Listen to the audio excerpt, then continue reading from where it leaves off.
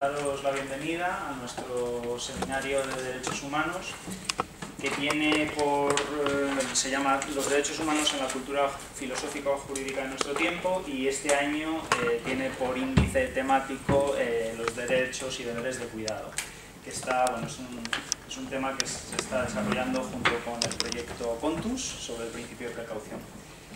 Para nosotros es una suerte tener hoy a Chema Caballero y a Paula y esta colaboración con IPC Pandora, porque para nosotros tiene mucha importancia aunar la reflexión teórica con una preocupación de los temas sociales y los aspectos más aplicados de los problemas sociales, ¿no?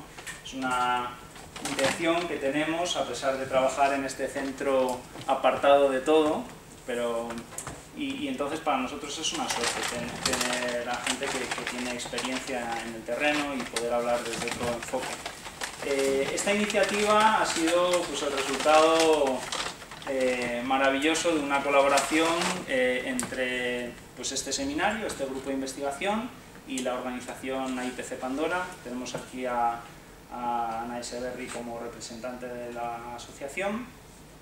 La vocación de IPC, la misión de IPC Pandora es generar una ciudadanía participativa a través de sus proyectos de educación al desarrollo, sus proyectos de movilidad internacional, y muchos de los voluntarios que han viajado al exterior o que aquellas personas que han participado en los proyectos, en los programas de formación, como es el caso de Bea, que está aquí, Beatriz Arnal, y Elena Setién, que también han colaborado en organizar este encuentro, pues acaban formando parte de una comisión que se ha creado hace menos de un año, la Comisión de Participación, y una de las iniciativas que tiene esa comisión es fomentar la sensibilización sobre temas relacionados con la justicia global, temas de desarrollo, y esta actividad se inscribe un poco en esa dinámica, en ese programa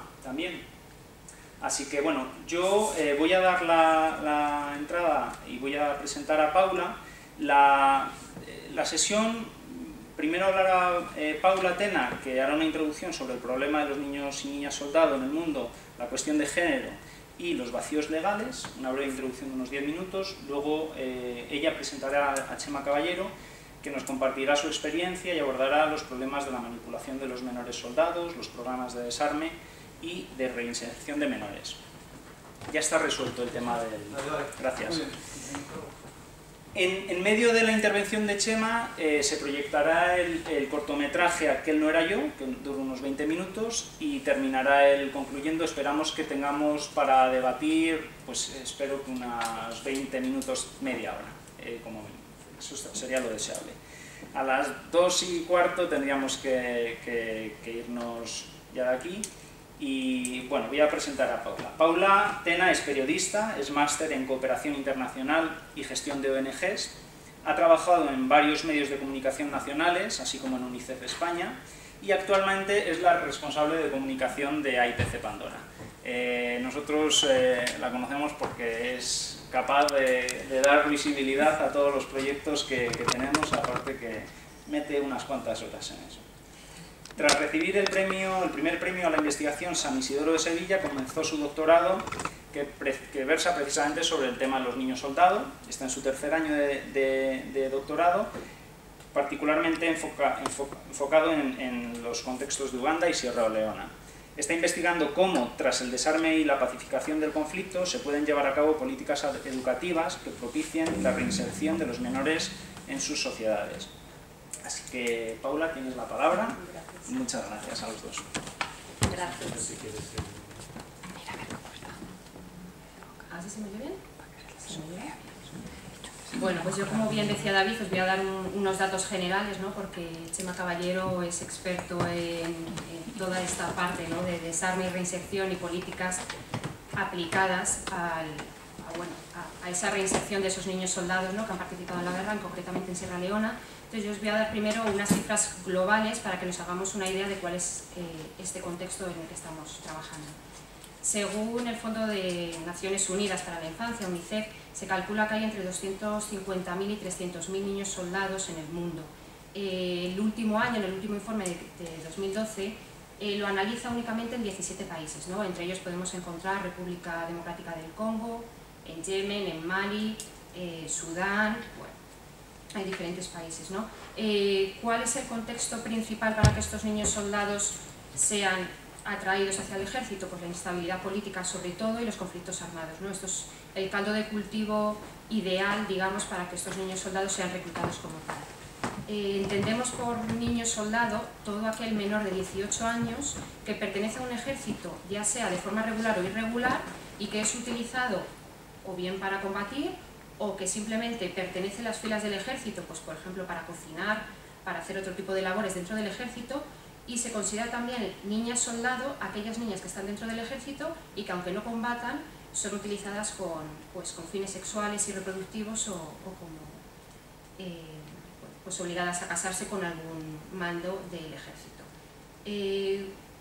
¿Por qué elegir a niños y niñas soldados menores de 18 años, muchas veces menores de 15 años, para combatir en los ejércitos de niños soldados?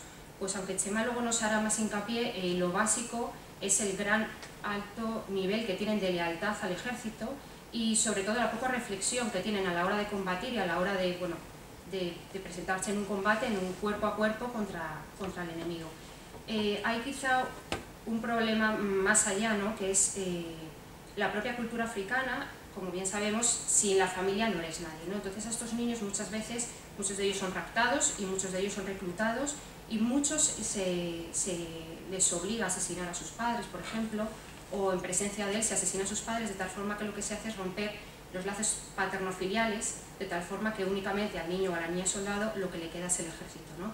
Y no intente ni escapar y bueno, considere al ejército su familia, porque al fin y al cabo pues tiene un arma para defenderse y tiene una comida que muchas veces, bueno, es incluso humana. Pero bueno. Tenemos que analizar por una parte efectivamente la problemática de los niños soldados en general, pero hay una parte muy importante que es la de género, ¿no?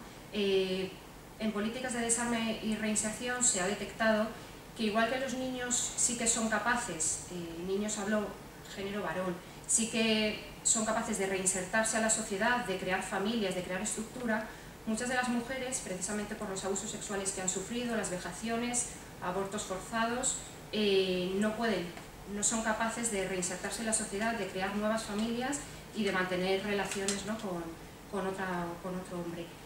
Muchas de ellas terminan incluso suicidándose, como se ha comprobado en Sierra Leona, y la mayoría acaban en la prostitución. Entonces sí que hay bastante iniciativa en este ámbito, ¿no? De qué políticas de reinserción se pueden llevar a cabo con mujeres específicamente y qué trabajo se puede hacer con ellas para conseguir, bueno, que esa herida más como en el alma, ¿no? que llevan por estas violaciones y vejaciones que han recibido, qué políticas se pueden implementar para conseguir que estas mujeres vuelvan a reinsertarse en la sociedad. Legalmente, desde la parte jurídica, bueno, hay un montón de leyes que obviamente hay un abanico más internacional, ¿no? Está la Corte Penal Internacional, pero luego hay un montón de legislaciones propias del continente africano que muchas veces se contradicen. Entonces es muy difícil a la hora de intentar juzgar tanto a los líderes de los ejércitos soldados como incluso como se ha intentado hacer, juzgar a los menores soldados, es muy difícil que eso llegue a buen puerto, ¿no? Porque siempre pues eso, hay leyes que se contradicen unos a otros. No obstante, hemos dado pasos positivos en este ámbito y en la Corte Penal Internacional hemos conseguido que se juzgue y se condene a Thomas Lubamba, que fue el líder del ejército de niños soldados en la República Democrática del Congo. Esto más que, bueno, si se le ha condenado, se le va a encarcelar y demás, es algo como más simbólico, ¿no? Que intenta ser un ejemplo para otros líderes africanos que utilizan los niños soldados, bueno, de qué puede ocurrirles con el ejército de los niños soldados, ¿no? Bueno, la realidad es que esto no es suficiente y que pues ahora, por ejemplo, cuando ha estallado el conflicto en Mali, hemos comprobado que los ejércitos reclutan a menores soldados y muchas veces estos ejércitos no nacen de forma espontánea, sino que son utilizadas por los propios gobiernos. Entonces aquí está pues una vez más, ¿no? La corrupción que si son utilizados desde los gobiernos o incluso de gobiernos como por ejemplo el de Uganda, que para el golpe de Estado utilizó niños soldados y una vez que se ha hecho con el poder sigue utilizando su ejército de niños soldados, es muy difícil que simplemente por una pena de la Corte Penal Internacional, sabemos que esto ocurre y salen los medios de comunicación, entonces cómo ponerle, ¿no? Cómo frenar todo esto y qué tipo de pena se le puede aplicar a los líderes de los ejércitos de niños soldados para que sirvan de ejemplo. Bueno, esto está por ver. Y la realidad es que lejos de que los ejércitos de los niños soldados vayan disminuyendo, se va ampliando, ¿no? Un poco pues, bueno, por esta parte de que se enfrentan al ejército de una forma abierta, de que no tienen mucho que perder o todo que perder, que es su vida, y la forma de ir al ejército es de cualquier forma, es decir, pueden ir muchas veces drogados, se les hacen cortes en la frente, ¿no? Para meterles directamente droga subcutánea de tal forma que llegue antes a la sangre y se sientan valientes y sientan que pueden combatir y pueden enfrentarse a cualquier cosa, ¿no? Luego cada ejército de niños soldados, obviamente dependiendo del continente, tiene unas características exclusivas, ¿no? Por ejemplo, en África se mezclan mucho las creencias religiosas, las creencias mágicas.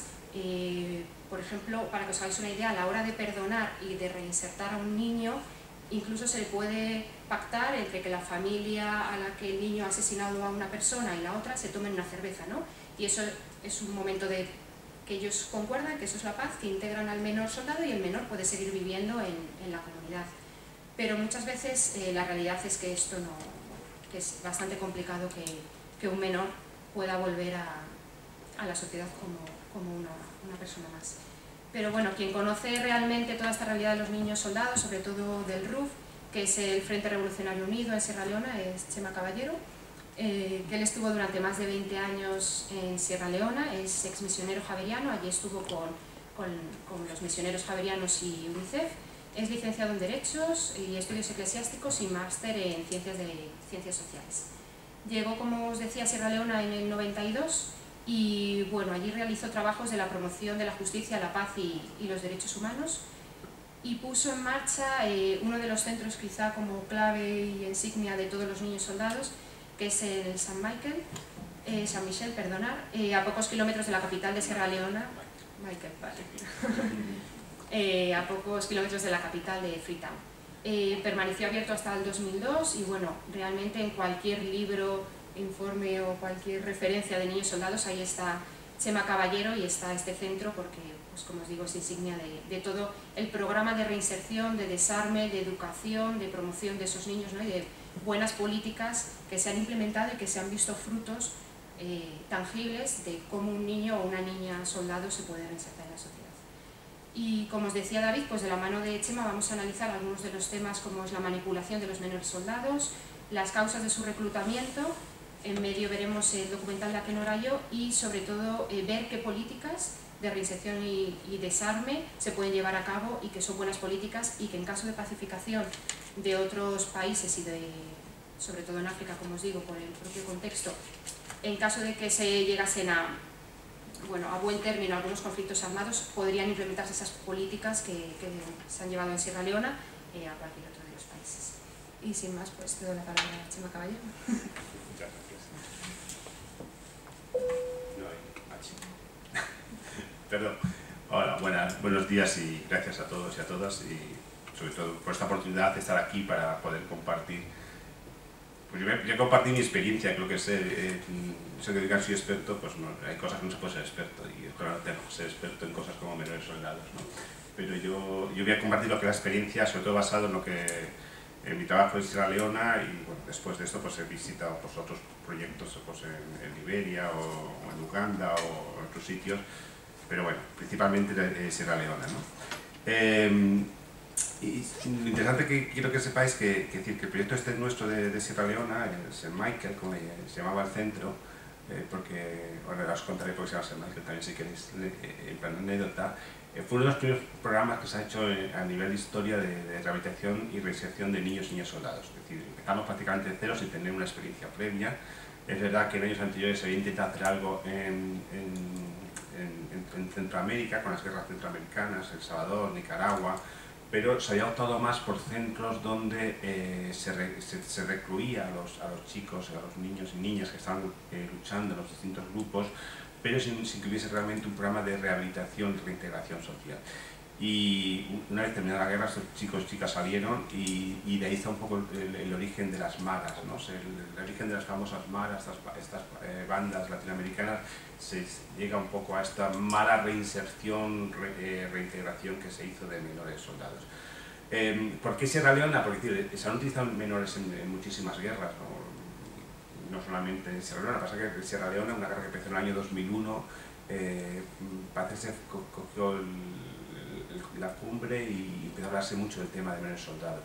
Liberia, Sierra Leona y después tantas otras guerras africanas, ¿no? Pero igual se han utilizado pues, en tantas otras partes del mundo. Yo le echo la culpa en el sentido positivo de que realmente empieza a hablarse de menores soldados, porque además no empieza a hablarse, si la guerra empezó en el año 91, no fue hasta años más tarde cuando empezamos a hablar del tema de menores soldados. Yo llegué en el 92, que estaba recién empezada la guerra, y empecé a trabajar en derechos humanos, que estaba en la zona este del país, donde estaba concentrada la guerra en ese momento, y yo me movía entre las líneas rebeldes y el territorio no conquistado por los rebeldes, pasaba de un lado a otro y me encontraba siempre a estos niños en los puestos de control. Y además niños ya estaban drogados, niños que tenían bazooka que metían por la ventanilla del coche inocentemente, diciendo, no tendrás un balón para darme, pues tampoco manejaban muy bien lo que tenían, ¿no? Y desde el año 91-92 tenemos estos niños, pero es posiblemente hasta el año 97, 98 que no empezamos realmente a hablar en Sierra Leona del tema de menores soldados. Y yo siempre he hecho la culpa a Graça Marcel, la que es esposa hoy día de Nelson Mandela, y que es esposa de Samora Machel, que fue presidente de Mozambique, asesinado. Ella, Naciones Unidas le pidió que hiciera un informe sobre el impacto de los conflictos armados en los menores, ¿no? Y bueno, pues ella hizo que lo vais a encontrar, yo me imagino que lo conoceréis, porque eso es básico para este tema, ¿no? Ella pues describe distintos pues, niños refugiados, niños desplazados, tantos problemas, ¿no? Y entre tantos de ellos nombra a los niños relacionados con grupos armados, que es el primer nombre que se le da a estos menores. De hecho, la primera vez empezamos a hablar no de menores soldados, sino de menores relacionados con grupos armados. Fue el primer nombre técnico que dimos a estos niños. Y ella los nombra y dice, estos niños que están con estos grupos, y habría que hacer algo para sacarlos de ellos y reinsertarlos en la sociedad a través de la educación, el deporte, etcétera, etcétera. Y realmente es la primera vez que se pone sobre papel, yo creo, en plan un documento oficial, aunque había habido cosas anteriores, el tema de los menores soldados. Y estamos justo en Sierra Leona. De hecho, los primeros programas de rehabilitación de menores soldados en Sierra Leona se plantearon en el año 97-98. Y a mí cuando UNICEF me pide que si quiero organizar el tema de menores soldados, era un bien lo que queríamos hacer, estamos hablando de principios del 98. Del año 98. Hasta octubre del 98 no empezamos a ponerlo en práctica, querer ponerlo en práctica, lo que pasa es que es un avance fuertísimo de la guerrilla del RUF que nos impide empezar los centros, y hasta febrero del 99 no pudimos ponerlos en práctica los proyectos, ¿no? Como ya ha dicho Paula, pues ya os ha dado la definición de lo que es un menor soldado. A mí lo que me interesa mucho es el tema de los 18 años, ¿no? Que es un tema que yo me he encontrado mucho en África, que discute sobre todo con juristas o con africanos, y te dicen, pero es que una persona de más de 15, 16 años en África ya no es un niño, es un adulto. Bueno, puede ser, tradicionalmente la sociedad, además como no se utiliza mucho la edad biológica, sino se utiliza en las culturas africanas, la edad, los ritos de pasaje, ser adulto, es verdad que encontrabas con niños de 7 años y dicen, no, pero esto ya no es un niño, es un hombre, porque ya ha sido iniciado en la sociedad secreta. Hay los ritos de pasaje de la niñez a la madurez, ¿no? Igual pasa con las niñas, cuando había abusos sexuales, y eso me ha pasado discutiendo con nigerianos de las tropas de pacificación de ECOMOG que estaban en Sierra Leona, y cuando estaban utilizando niñas, 13, 14 años, decían, no son niñas, han sido iniciadas, son mujeres, ¿no? Esto es un problema muy fuerte, pero como decía Paula, hay muchos documentos y muchas leyes, pero realmente lo que es la Carta de los Derechos y Deberes del Niño, aprobada por la Unión Africana, es el único documento regional que existe en el mundo que realmente dice que son niños menores de 18, todos los menores de 18 años, y que no se puede reclutar a menores de 18 años. Es el único documento en el que realmente está especificada la de 18 años. Y os digo esto porque después el Estatuto de Roma, que es el que da pie al Tribunal Penal Internacional, el Estatuto del Tribunal Especial para Sierra Leona y tantos otros, está permitiendo que se juzgue como criminales de guerra a niños entre los 15 y los 18 años. Son las contradicciones, ¿no? Eres un niño menor de 18 años, pero después te pueden juzgar, ¿no? En el caso de Sierra Leona, ayer discutimos un poco por teléfono esto nosotros. Mis datos son, pero como digo, tú estás estudiándolo más a fondo, es que no se ha juzgado en Sierra Leona. Fue el primer documento, el primer estatuto, el Instituto del Tribunal Especial para Sierra Leona es el primer documento que recoge este caso de los 15 años.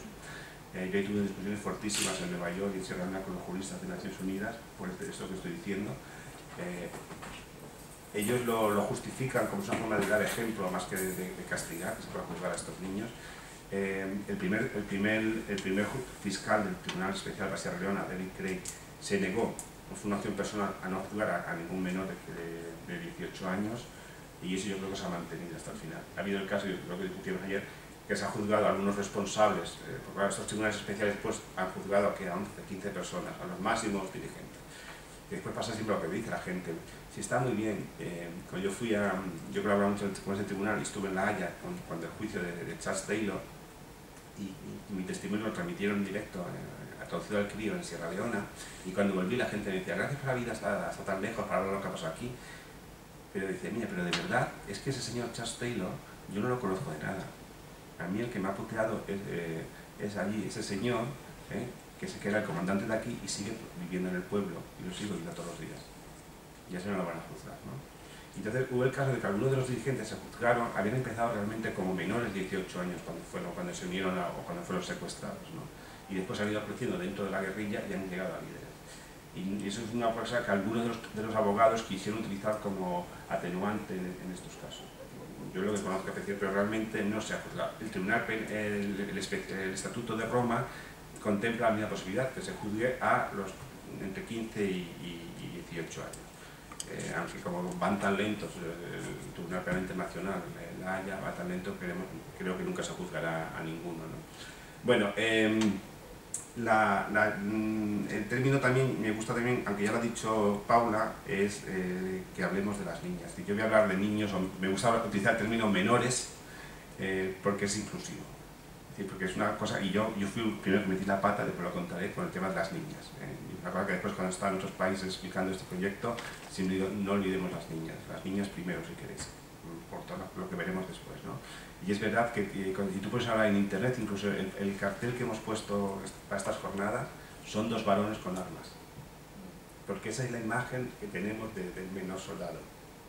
Y hay tantas niñas como niños luchando. Y además, como ha dicho Paula después, estas niñas, además de ser soldados, también suelen ser esclavas sexuales. Aunque es verdad que en la República Democrática del Congo, en los últimos casos, también se están detectando muchos casos de violaciones de niños y de varones. Es una cosa más nueva, digamos, ¿no? Y las niñas son, pues eso, hay que hacerlas visibles. Y el hecho de no hacerlas visibles ha llevado a que en muchos programas, como pasó a nosotros, las hayamos pasado un poco por encima, en un primer momento. Bueno, pues os voy a leer, para empezar ya, el testimonio de Comba. Comba es un chaval serranés de la región del Cono, en el este de Sierra Leona, los diamantes, los famosos diamantes de sangre. Este chaval me contó esta historia cuando ya tenía 16 años posiblemente, pero él pasó cuando tenía 12 o 13 años, ¿no? Y dice así este trocito, os leo. Dice: el comandante nombró a quienes debían utilizar el machete para abrirlos en canal y sacarles el hígado del corazón. Los nigerianos gritaban aterrorizados y aseguraban que les habían obligado a combatir en Sierra Leona. Yo maté a uno, le saqué el hígado y lo coloqué en un puchero. Era obligatorio beber la sangre o utilizarla para lavarse la cara y las manos. No había elección. Te mataban si te negabas. Como teníamos hambre, nos comimos las vísceras con pollo y arroz. Esto es un niño de 12 años.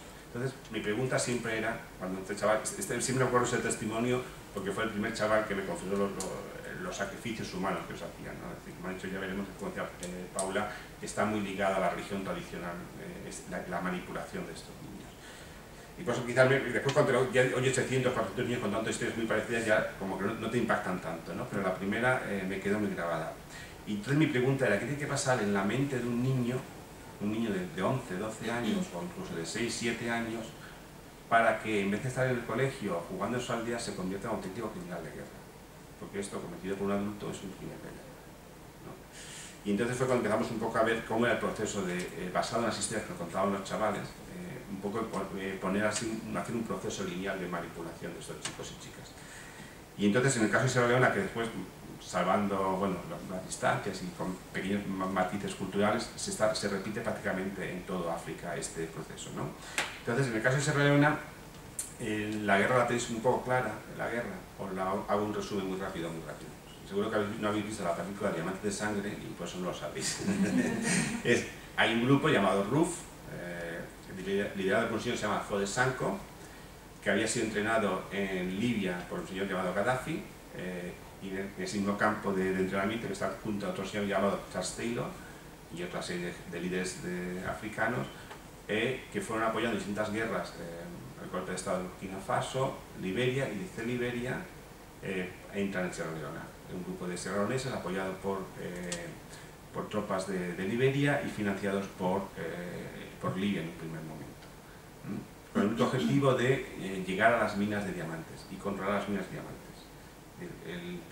De hecho, en los primeros 4 años de la guerra de Sierra Leona se reduce prácticamente a la región del Cono y parte de la región este de Sierra Leona, que es donde están las minas de diamantes. No hay ningún interés por seguir avanzando al resto del país. Quizás alguna escaramuza, alguna emboscada, pero prácticamente están ahí, ¿no? Controlando las minas de diamantes. Fue una guerra que tuvo mucha repulsión en los civiles, sobre todo. Las amputaciones en Sierra Leona han sido terribles. Los amputados, ya si tú vas en Sierra Leona ahora, el único recuerdo de que había una guerra son los amputados. Se ha reconstruido el país, ha mejorado muchísimo, pero te sigues encontrando con esos amputados por la calle. Continuamente te recuerdan que ha habido una guerra, ¿no? Las violaciones, había estadísticas que esta doctora de COPI, una organización italiana, sus estadísticas que coincidían mucho con los médicos sin fronteras, era que posiblemente en el país el 90% de las mujeres mayores de 10 años habían sido violadas o abusadas sexualmente. Más de la mitad de la población estuvo desplazada o refugiada en los países limítrofes, y después el alto número de niños y niñas que fueron utilizados como soldados. Me voy a centrar en los del RUF, que es como yo he trabajado. Después, si queréis, os hago una mención a los chicos y chicas que trabajaron con la defensa civil, los llamados caballos, que es una problemática parecida, un poco distinta, y que nunca se trabajó con ellos. De eso están creando muchos problemas todavía después de los años. Bueno, pues estos chicos y chicas del RUF eran, casi todos, en su gran mayoría, han sido secuestrados. Yo me he encontrado con muy pocos que realmente se hayan alistado voluntariamente. Y esos son casos de que son hijos de militares que vivían en las barracas militares, en los campamentos militares, y cuando llega un momento de la guerra que el ejército se une a los rebeldes, huyen con sus familias y terminan luchando con las tropas rebeldes. Pero la mayoría son los secuestros, y de hecho, cuando entraban en una aldea, intentaban coger al mayor número de niños y niñas y llevárselos con ellos. Cuentan los chavales que una vez que los secuestraban, los hacían caminar cargando sobre la cabeza aquello que se había robado en la aldea durante días a través de la selva, durmiendo por tierra, casi sin comer, con muchas palizas para que cargarse. Eran cargas muy fuertes, muchos no podían, se quedaban muchos por el camino, hasta que llegaron a los campamentos rebeldes. En los campamentos rebeldes estos niños eran distribuidos como esclavos, y el término que se utiliza realmente es esclavos. Es decir, los combatientes se refieren a estos niños no combatientes como esclavos. Y son los chicos principalmente pues, para hacer tareas domésticas, pues ir a buscar el agua, ir a buscar la leña, cocinar, lavar la ropa de los combatientes, y de noche tienen que dormir en círculos alrededor de las tiendas o de las chozas de los combatientes, por si hubiese un ataque sorpresa, defender con sus cuerpos a estos combatientes, es decir, hacen de escudos. Y las niñas son distribuidas como esclavas sexuales en un primer momento, ¿no? Y también además de pues, hacer tareas domésticas. Y estos chicos y chicas están así como esclavos hasta que el comandante o el jefe considera que están preparados para ser entrenados como soldados. pueden ser chavales de 7, 8, 9, 10 años, depende, ¿no? Cuando el comandante considera que están preparados. Y en este momento al inicio de la guerra son enviados a campos de entrenamiento que están en Liberia, en la frontera de Liberia. Según va avanzando la guerra, son entrenados dentro de Sierra Leona. En los últimos años de la guerra, con la rapidez, pues prácticamente el entrenamiento se produce a un par de semanas. Pero en las primeras épocas, pues hay veces que según cuentan los chavales, puede durar varios meses, 3, incluso 4 meses de entrenamiento. En estos entrenamientos pues les enseña pues eso, el manejo de armas, las técnicas de supervivencia, de guerrilla, etcétera, etcétera, y le indoctrina, es decir, porque estamos luchando para salvar nuestro país de los corruptos, estamos siempre sacando todo el dinero y la gente sufre, etcétera, etcétera, etcétera. Bueno, pues esto no es nada nuevo. La diferencia es que el ideario del RUF existe. First Step for Democracy, es llamado un documento que después yo me lo encontré por casualidad porque habían hablado chavales de él en internet, pero nunca lo había visto realmente, y después realmente nunca lo aplicaron como tal en las zonas que ellos conquistaban.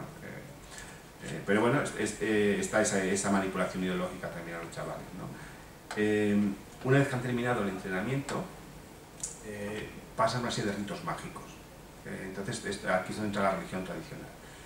Son llevados al Yuyuman. Yuyuman es la palabra en crío para denominar a este personaje, este hechicero, si queréis decir, es el que controla la magia negra, que se denomina Yuyu, ¿no? Y entonces, en un par de días están en el bosque donde vive este hechicero. Estos chicos y chicas, bueno, suelen ser, pues pasan una serie de ritos, hacen unos ayunos un par de días, después se les hace la base en el río, después le frotan una serie de hierbas y al final le dan yuyus, que son amuletos, digamos, que se cuelgan al cuello o se cuelgan a la muñeca. A veces son cortos hechos en la espalda donde se mete medicina, hierbas, lo que sea. Entonces, estos ritos están llevados o tienen como objeto el que estos chicos y chicas se crean que son inmortales, que las balas del enemigo nunca les van a matar. Y los chavales te lo cuentan y te dicen: yo estaba luchando, de repente llegó una bala, me llegó delante de la nariz y se cayó al suelo. O me entró la bala y al entrar en el cuerpo se convirtió en agua. Bueno, pues ahí nuestro raciocinio, nuestra racionalidad nos hace muchas veces dudar ese tipo de cosas, pero cuando los chavales te lo cuentan, es su gestión, es el poder de la magia, todo lo que queráis, ¿no? Pero para ellos lo creen, que es lo importante de esto, ¿no? Es parte de la manipulación. Y después de este momento, normalmente se suele dar el arma y mandarlos a su primera misión. La primera misión suele consistir en volver a la aldea de origen y matar al padre, a la madre o a un miembro importante de la familia. Si, por ejemplo, la familia ha huido, la aldea está desierta, es muy normal que se decida quemar la casa familiar, ¿no? Se pone la casa familiar cuando han ido los padres, los abuelos, los tíos, todo esto, ¿no? O los campos de la familia. Es, como decía antes Paula, una forma de romper todos los lazos con la familia. Y de hecho, cuando a estos chavales les decía, dice, tú ahora no tienes familia, si tú quisieras huir de aquí, ¿a dónde irías? Nadie te va a querer, además si te ven, pues te van a matar porque eres un asesino. Nosotros somos tu familia, y eso se remarca mucho, ¿no? Es decir, nosotros, el grupo guerrillero, nosotros somos tu familia. Y de hecho, los niños, hablando de niños de 8, 9, 10 años, llaman a sus comandantes papá. Y las niñas igual, están llamando a sus abusadores papá. Era muy normal cuando tú le preguntas a una chica, pero este hijo que has tenido, ¿de quién es? ¿Quién es el padre de este hijo? Dice, mi padre, mi papá, refiriéndose a su comandante. Entonces, hay esa relación padre-hijo que se cultiva mucho con estos niños, pues una forma de que los niños se fían, los niños pues, obedecen más ciegamente, además el miedo que tienen a fallar, ¿no? Porque además los castigos, las metidas de pata, las insubordinaciones se castigan muy duramente, incluso con el fusilamiento, con los azotes, con torturas. Y después, a la hora de entrar en combate, a estos niños se les hace unos cortes, muchas veces aquí en la sien, a veces en la espalda, depende, donde se mete directamente la cocaína, o brown, que es cocaína mezclada con pólvora. Con lo cual estos niños se vuelven como locos, niños que se creen invencibles, ¿no? Que son inmortales, niños que obedecen ciegamente a sus superiores, niños que ven que no tienen los límites del bien y del mal todavía. Entonces, niños que ven la guerra como un juego, niños que tienen miedo a fallar a sus superiores, y encima con la droga y el alcohol que se suministra se convierten en auténticas máquinas de matar. Son niños que entran a saco, arrasan, violan, mutilan, matan, hacen todo lo posible. Y esto es como realmente se manipula a un niño o a una niña y se convierte en una máquina de matar. Yo creo que es el término mejor. ¿Por qué se hace esto? Porque realmente los niños son mucho más fáciles de manipular, como hemos visto, son más baratos. A un niño no tienes que pagarle, a un adulto sí. A un niño con que le des 4 cosas, pues unas zapatillas cuando necesite para que es el día de fiesta y poco más, están contentos, le das de comer y ya está. Y que de vez en cuando tengas que jugar al fútbol y parece su mayor ilusión. Los niños no tienen miedo, no ven el peligro, y un mayor, posiblemente un adulto, piensa, razona, ante la sangre y el horror, puede que se eche para atrás, ¿no? El niño nada de esto. Y además es curioso, con esta idea que le meten de justicia, de que están luchando por la justicia de su país, los niños desarrollan un concepto de justicia muy curioso, ¿no? Que después hablaremos de la rehabilitación. Descubrimos que la película que más le gustaba a los chavales y que continuamente le estaban poniendo en los campamentos militares es la película de Rambo. No sé si tenéis idea de lo que es Rambo, yo no la había visto, porque yo no ese tipo de películas y la tengo que tragar para entender mucho de esto, ¿no? Pues el héroe de Vietnam que llega y no encuentra justicia y toma la justicia por su mano, porque los que tienen que ejercer la justicia no la están ejerciendo. Y esa idea se le queda mucho a los chavales, entonces justifican todos sus actos con un acto de justicia. Bueno, pues esto realmente es como se manipula a estos niños y niñas, así muy simplemente, ¿no? Y voy a deciros, y ese es un patrón que se repite más o menos en casi todos lo hemos visto igual en Liberia, por ejemplo, en la República Democrática del Congo, en Uganda con los del Lord Resistance Army. Ahí utilizan elementos cristianos más que tradicionales, porque Joseph Kony tuvo esa revelación profética divina, entonces se van todo el día rezando el rosario, pero bueno, en el fondo son elementos religiosos que te manipulan de una forma u otra, ¿no?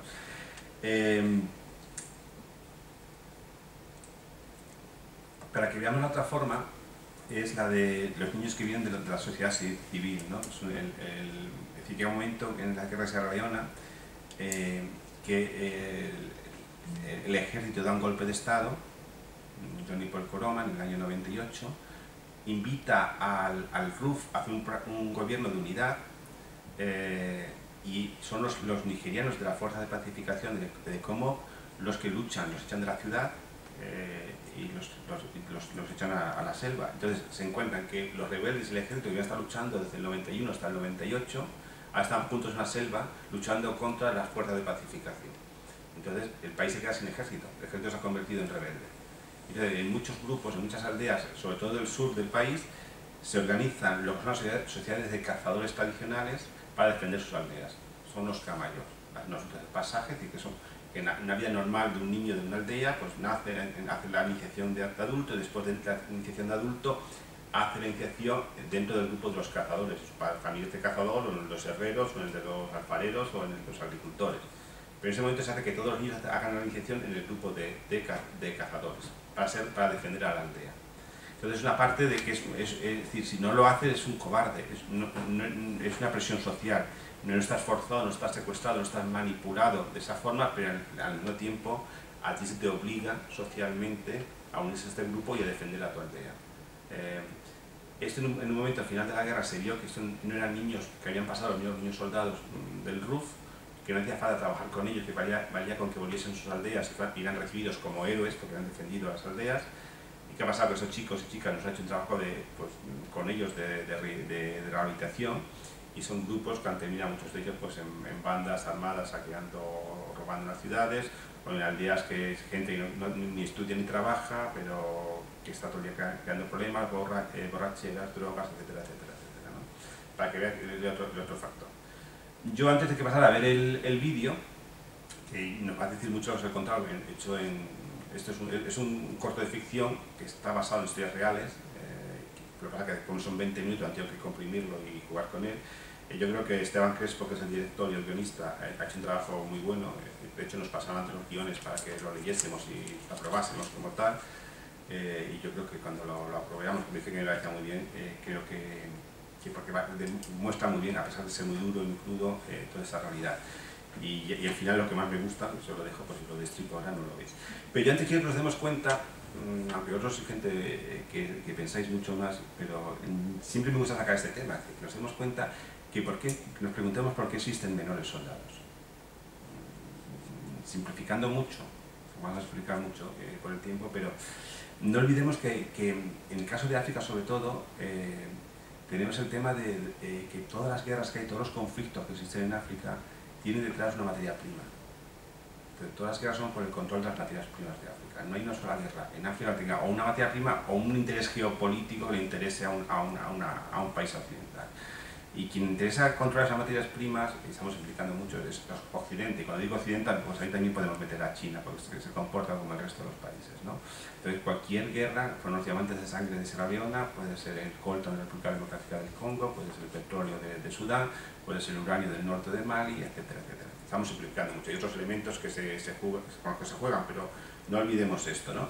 Entonces son empresas. ¿Por qué, por ejemplo, yo a todo el mundo le pregunto, ¿por qué Francia ha liderado la liberación del norte de Mali? Porque son compañías francesas las que tienen las concesiones de las minas de uranio del norte. Es así de fácil, estas cosas. Bueno, y después no olvidemos que hay guerras porque hay armas. Y esto es una cosa que a mí me da mucha rabia, pero quiero decir, el tráfico de armas, la venta de armas, el hecho de que los países que son miembros probablemente del Consejo de Seguridad de Naciones Unidas son los principales vendedores de armas, que España está jugando un papel fundamental en esto, sobre todo en la venta de municiones y de armas ligeras al África subsahariana. Uno de los principales compradores ahora de municiones españolas que se venden como munición de caza es Ghana. Ghana es un país estable, un país democrático, un país que da gusto pasear por sus ciudades. Y entonces no había ningún problema de que se vendiesen armas a Ghana, pues un país democrático que respeta los derechos humanos. Pero me contaron hace poco que la cantidad de munición que España vende a Ghana como munición de caza, haya falta que cada ganés tuviese por lo menos 10 escopetas de caza, ¿no? ¿Qué pasa con esas armas? ¿Tanto cazan los ganeses? Pues yo que estuve hace poco en Accra y no he visto un solo cazador en toda la ciudad, y una ciudad que puede tener más de 2 millones de habitantes, por ejemplo. Bueno, pues son cosas que están muy detrás, y lo que llevan años denunciando UNICEF, que es lo más interesante del tema es que las armas cada vez son más ligeras, y es fruto de la investigación, ¿verdad? Que las materiales que se utilizan, el Kalashnikov, el AK-47, que es el arma más usada, era muy pesada antiguamente, cada vez más ligera. Pero es que lo que denuncia UNICEF es que cada vez las armas están utilizándose no solamente ligeras por la investigación, sino que la distancia entre la culata y el gatillo se ha ido acortando. Y es que la mano de un niño de 10 años no es la mano de un chaval de 18. Es decir, no es lo mismo disparar así que disparar así. Entonces, esto lo que denuncia UNICEF es que posiblemente los fabricantes de armas ya están pensando que la gran mayoría de que van a utilizar estas armas son menores. Y esta es la hipocresía del tráfico de armas, con todo lo que conlleva, ¿no?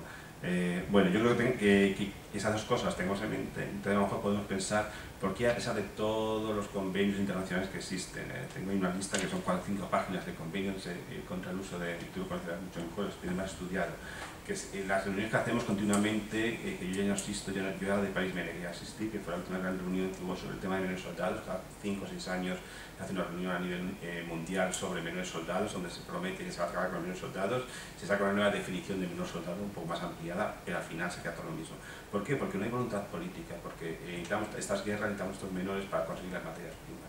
Y mientras nuestro objetivo, nuestra relación con África, y pues en Asia puede ser otras partes, sean las materias primas, no van a terminar las guerras, no van a terminar los menores soldados. Es la hipocresía que existe, hacemos convenios, hacemos normas, pero no tenemos la voluntad de terminar con este fenómeno.